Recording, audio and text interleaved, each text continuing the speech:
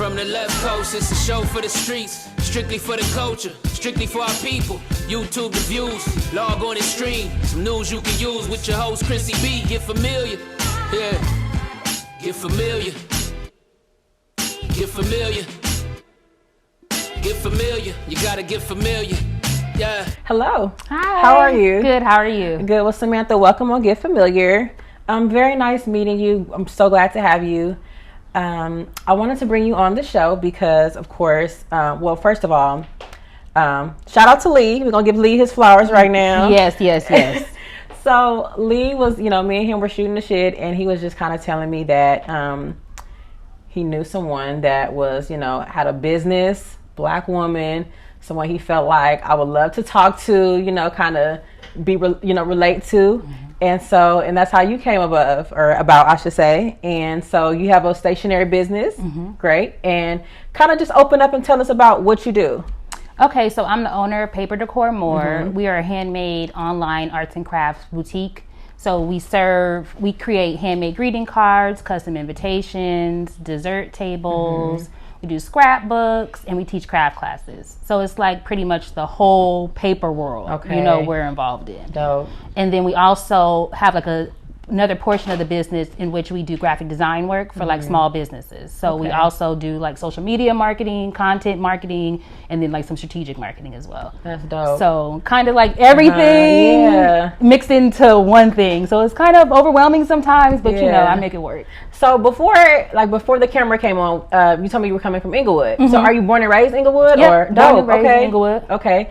What school did you go to? I went to El Segundo. Okay. El Segundo High School. Got it. And then from there I went to Florida State University. Okay. And then graduated, got my degree, and then I came back to LA. So what's your degree in? Exercise science. So I was supposed to be a physical therapist. Okay. See how the world just kind of turns? Yes. So you're not utilizing or any sort or using your degree? Not at all. Not at all. Nope. Wow. Not at all. But I did use it to get into corporate America. Okay. So then that helped me kind of create a fund to help me launch my business and push it into different directions. Mm-hmm. So it had its purposes, Yeah.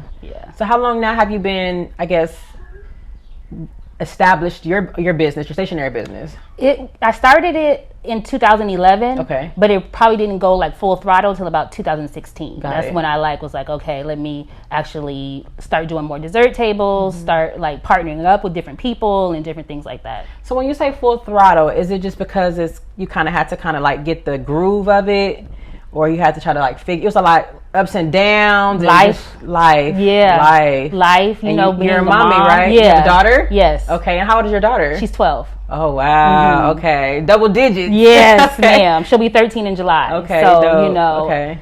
Being a young mom, I was actually 7 months pregnant when I graduated from college. Oh, wow. Yeah, because I was like, all the way. I'm going to take my hat off to you on that one. Because it's funny because I finished school online, and I was also pregnant with my daughter when I got my degree. Mm-hmm. So I know that's a whole nother ball. That's a whole nother beast. Trying to push through mentally, physically, trying to focus when you are carrying a child is very difficult. Mm-hmm.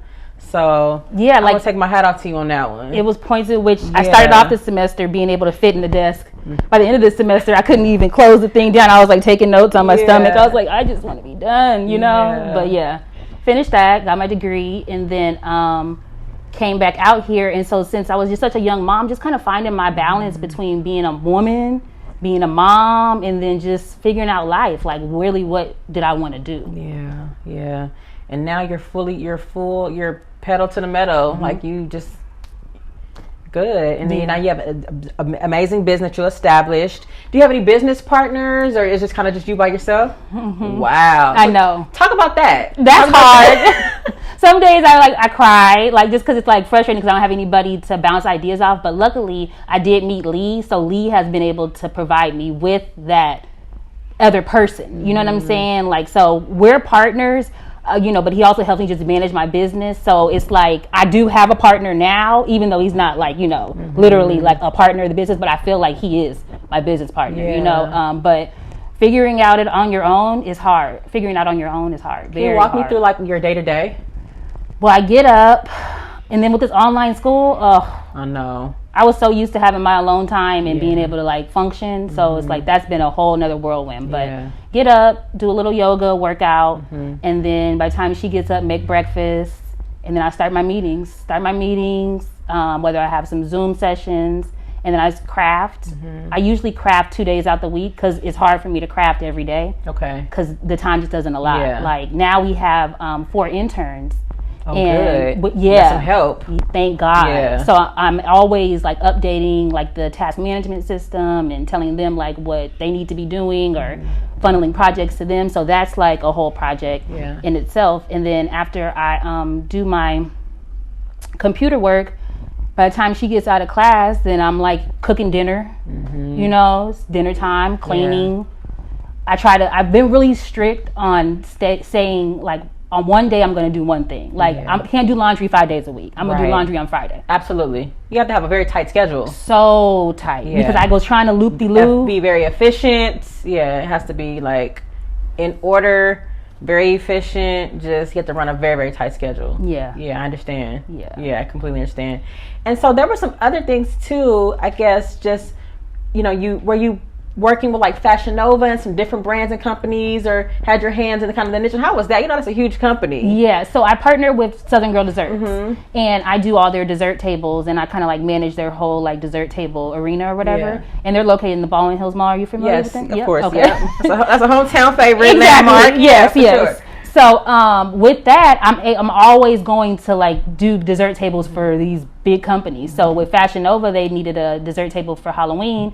Jumped right in, you know, nice. And I did the whole thing. So actually I brought my sister and another young lady on to help me like do it, because there were so many desserts, because they were feeding their whole staff or whatever. So went in there. The party planner told me like how she wanted it to look, sent me photos, inspiration pictures. That's usually the process. I have people send me the inspiration pictures, and then from there I kind of come up with my visualization, get the products or the decor, and then go there and set it up. Yeah. What's been like the hardest part, you know, just transitioning and moving within your passion? You know, this is, I'm sure, something that you have a desire to do. And what's kind of been the hardest part? Because I know sometimes we get up and we're like, you know what, I don't feel like doing this shit today. Oh yeah, I felt like that plenty of days. Yeah. The hardest part, I would say, is just sticking to one thing. You know, because I feel like when you're creative, you want to do everything. Yeah. And it's impossible, you know, but I feel like when you tell yourself it's impossible, then sometimes you feel defeated. Yeah. You know, so that's been my hardest challenge. It's just one thing. Like, that's why this year I'm like, no, I'm being so intentional with my one thing. And that's whether during the day I'm like, I'm only going to do this, you know, I'm going to get this done. Like, that's what I'm focused on now. Completely understand. And another thing too that I wanted to talk to you about too, you know, like being a woman business owner, black business owner, excuse me. How has it been? Because this has sometimes been like a personal problem. I feel like a lot of other black businesses, you know, sometimes I'm just gonna say it, they compete against each other. They don't want to get behind each other and support, and I feel like that's a big problem. And I feel like if we can kind of get the mentality of like we're a force when we're together, and we kind of get behind each other, that, you know, we can have an even bigger machine. You know, we can push each other and help each other. Has that been an issue for you with maybe trying to collaborate with other black businesses or black women, and you haven't felt like it's been so successful?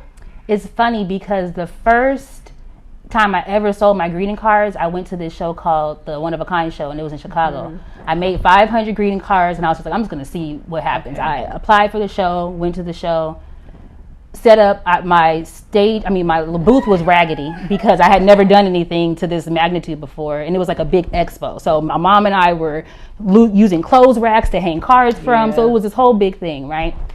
But I'm like maybe one of 3 black vendors in there, and I'm in Chicago.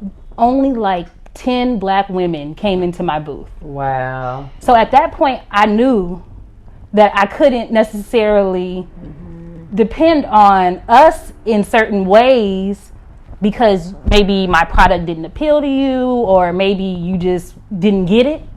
You know what I'm saying? So that was my first run-in with that whole like, dang, I'm black, you black, like why aren't we supporting each other? And then from there, I feel like sometimes I do feel it's hard. Like I feel like we don't communicate. Right. and we let things get bigger, Yeah. or we like keep things inside. Absolutely. You know, so I have ran into that a few times. Like, and one of the reasons why I don't have a business partner is because I had a partner previously on a project, and it just didn't work right. And I was like, no, maybe I'm just intended to be the boss. And I just, you know, need to have people who I don't need you to always agree with me, but I do need you to understand that I'm the leader. You know what I'm saying? Yeah. So, I don't know. Like, I love Black people. I do. It's a slippery slope. It is. That's why I wanted to talk to you about it, because I mean, you have a business, and it gets challenging. And I just from my own personal experiences, I find like it's been challenging. It's competitive for me too. You know, I'm not trying to compete against another Black woman or any Black person, period. You know, but they kind of see you as a, you know, well, you know, she's doing this or he's doing that, when it shouldn't necessarily be like that. We're here to support each other. Or they don't want to support you because they may feel like you have one up, you know, you may one up them, and they don't want to share any resources or anything with you because they feel like you might outdo them or outshine them, or I might take your spot. I'm not here to do that. Yeah. You know, so I was just very curious to hear your experiences about that. Did you feel like you had to also, when you ran into that experience, did you feel like, you know what, when you said my business doesn't appease maybe to the Black people, did you feel like you needed to alter what you were doing, or you just kept true to yourself? I just kept true to myself, because that's the only way that I feel like I've been able to gotten this far with my business. Yeah. Is because I am true to my creativity. You know, I'm true to, this is how I want to do it. This is how I'm going to do it. And, you know, so far it keeps working. Yeah, that's great. Yeah. Anything else that you have your hands on, or your hands in the pot that nobody knows about? Like, I know you got some hidden talents. Well, I worked in financial compliance. Okay. So I'm working on a cannabis compliance business. Oh, nice. Okay. And we already have about 5 clients. Okay. You know, so what we do is, with the financial compliance, it was anti-money laundering, fraud detection, and like all kind of banking related stuff, right? So I just applied them same theories to the cannabis business, because once the cannabis businesses need to get into the banks, they're going to need certain systems and processes that are already implemented. I see. So yeah, Oh, that's cool. like, so I want to like get this paper thing like all the way system wise like together, so that I could just completely dive into that. Nice. Okay.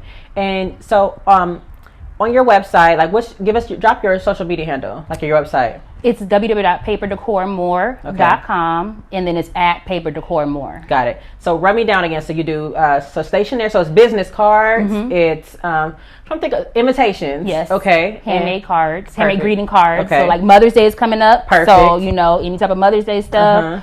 We also do scrapbooks. Okay.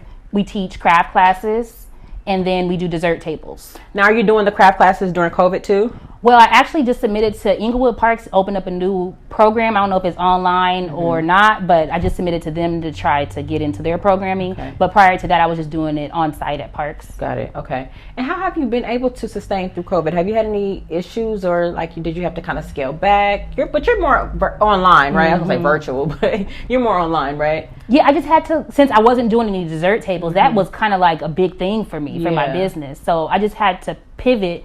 And that's when I incorporated the element of all the graphic work with the social media content and the small businesses and things like that. So it kind of like balanced it out. So now I have like all these things going at once, and it's like, whoa. Yeah. But now that we're kind of, I should say, opening back up, now summer's here pretty much, and you should be able to kind of like now cater to, you should I've be getting gotten those so calls. many inquiries. Yeah, I've already gotten like at least 15. Oh, that's amazing. Yeah. That's amazing. Yeah. Weddings, birthday parties, Baby showers. events. Yep. Okay, great. So Wedding dessert showers. tables. So dessert table is, I'm trying to visualize a dessert. So I know this aesthetically looks a certain kind of way. You come in, you put your own pizzazz to it, right? According to the theme. According to the theme. And the color right. concepts and things like Nice. that. Okay. All right, that's dope. I love it, love it, love it. So is there anything else you want to share, and tell us about your business, or, what you got going on? Just look out for, I know a lot of people don't send cards, and people are mainly sending like happy birthday text messages and things like that. But a card goes far, you know, and it really touches people's hearts. So just send a card. That's all I want to say. Right. Like a greeting card? Yes. Yeah, like a think of you card or something. Just send a card, hit me up, go to PaperDecorMore, buy our sets, our no card sets. We have some cool things coming out, some sticker launch drops, some sticker drops. We have some no card drops. And we also do, gift wrapping. I forgot about my gift wrap. Wow. I gift wrap. Okay. So usually I'm in the Baldwin Hills Mall every Christmas doing gift wrap. I was going to say, you know what? I remember doing that like years ago. I think JCPenney's, I know this might age me, but JCPenney's back in the day used to do gift wrapping. So I used to take all of our gifts. We used to go to JCPenney and used to wrap. So that's exactly what you do, the same thing? Yes. Oh, girl, listen. Yes. And I'm utilizing your services. Yes. I am the worst gift wrapper. I cannot get the corners and the edges for nothing. Mine are all crisp clean. And so then I also did my own gift wrapping paper. So I have my own. Yeah. So that's why I said everything paper. I love it. We handle. I love it, love it, love it. Well, it was so good talking to you and diving into what you're doing. And I'm rooting for you, girl, like for real, for real. And then one more time, like drop your social media handle and your website. How can we stay in the loop with you? PaperDecorMore.com and at PaperDecorMore. Okay, perfect. And thank you again for joining me on Get Familiar. Thank you for having me. And we are out until next time. You can use with your host Khrissy B. Get familiar. Yeah. Get familiar. Get familiar. Get familiar. You gotta get familiar. Yeah.